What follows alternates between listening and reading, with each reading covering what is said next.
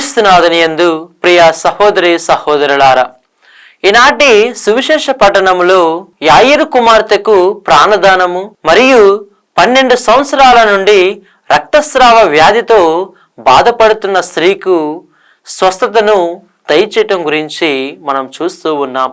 ప్రియ సహోదరి సహోదరులారా, యాయిరు కుమార్తె మరణించిందని అక్కడున్న ప్రజలందరూ కూడా బాధపడుచు అవిశ్వాసంతో ఉన్నారు.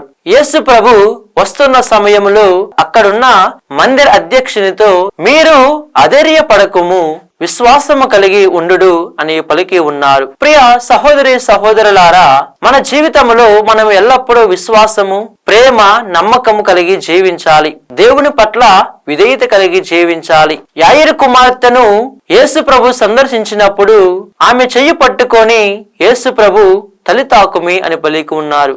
అనగా ఓ బిడ్డ లెమ్ము. ప్రియ సహోదరి సహోదరులారా, ఈనాడు ప్రభు మనకేమి తెలియజేస్తున్నారంటే, అవిశ్వాసము నుండి, అంధకారము నుండి మీరందరూ లేచి విశ్వాసపాత్రులుగా జీవించాలి మరియు ఎల్లప్పుడూ ఆయన యొక్క వాగ్దానాలు నెరవేరుస్తూ ఉండాలి. అదే విధముగా ఆ యొక్క యాయిరు కుమార్తె యొక్క ప్రాణదానం అనేది యేసు ప్రభు యొక్క పునరుత్థానం గురించి తెలియజేస్తూ ఉంది మరియు మనకు నిత్య జీవితం యేసు ప్రభు ద్వారా అని తెలియజేస్తుంది. ప్రియ సహోదరి సహోదరులారా, అదే విధముగా 12 సంవత్సరాల నుండి రక్తస్రావ వ్యాధితో బాధపడుతున్న స్త్రీ ఎన్నో కష్టాలను ఎదుర్కొంటూ జీవిస్తూ ఉండేది. ఆమె ప్రజల్లోకి వచ్చినప్పుడు ప్రజలందరూ కూడా ఆమెను చేదరించుకుంటూ ఉంటున్నారు, ఆమెను వెలివేస్తూ ఉన్నారు.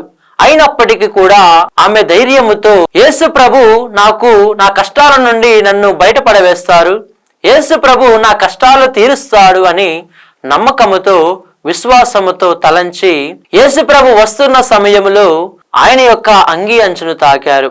యేసుప్రభు యొక్క పాదాలు ముట్టుకొని ఆమె స్వస్థత పొందుకుందాం అనుకుంది.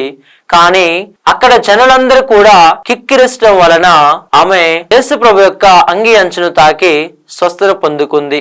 ఈనాడు యాయిరు వలె మరియు 12 సంవత్సరాల రక్తస్రావంతో బాధపడుతున్న స్త్రీ వలె మనము కూడా ఎల్లప్పుడూ విశ్వాసం, ప్రేమ, నమ్మకం కలిగి జీవించాలి.